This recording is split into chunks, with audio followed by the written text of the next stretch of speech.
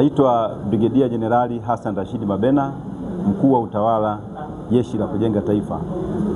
Leo tarehe 11 mwezi wa 7 mwaka 2026 nimefika hapa katika viwanja vya Sabasaba kuweza kujionea maonyesho haya ambayo yanatimiza miaka yake 50 toka kuanza kuonyeshwa kwake.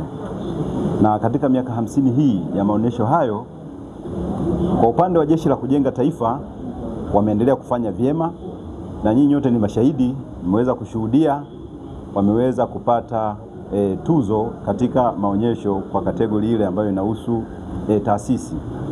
Sasa nimeweza kujionea shughuli mbalimbali ambazo zinafanywa na shirika letu la uzalishaji mali, yaani SUMA JKT, pamoja na vikosi vya Jeshi la Kujenga Taifa kwa ujumla wake.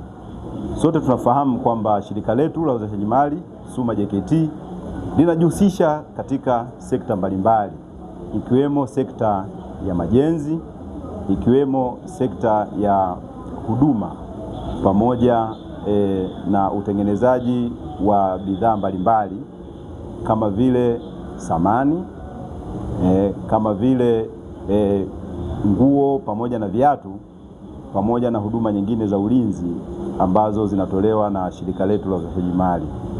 Kwa ujumla tu niseme bidhaa ambazo ziko hapa ni za ubora wa hali ya juu sana, na huo ndio ukweli ulivyo. Kinachoonekana hapa ndicho ambacho kinatengenezwa huko katika maeneo ya viwanda vyetu pamoja na maeneo ya utoaji wa huduma.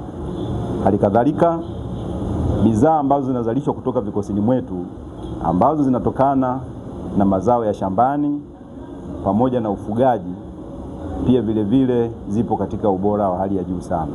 Jeshi la Kujenga Taifa, kama nyote mnavyofahamu, kwamba linahusika katika malezi ya vijana, uzalishaji mali pamoja na ulinzi wa taifa letu. Kwenye upande wa malezi ya vijana, mbali na kufundishwa ukakamavu, kupewa uzalendo, lakini pia vile vile kufundishwa namna ya kulipenda taifa lao la Tanzania, lakini vijana hawa wanafundishwa masuala mazima ya ujasiriamali, ikiwa kutengeneza bidhaa ndogo ndogo. Na hapa nimejionea bidhaa ambazo zinatengenezwa vikosini mwetu, ambapo vijana wa Jeshi la Kujenga Taifa wamekuwa wao wakishiriki kwa kiasi kikubwa sana.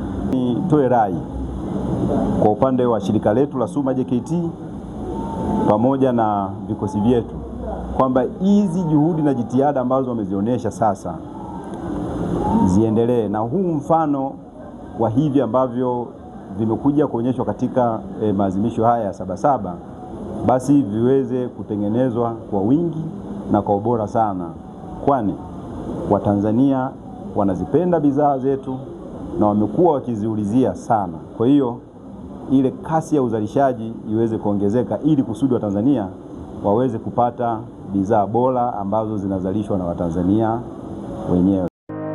Ili kuwa mwanafamilia bora wa Global TV, usisahau kusubscribe, like, kushare na kucomment. Baada ya kusubscribe, bonyeza alama ya kengele ili kupata taarifa kwa kila video inayopanda Global TV Online.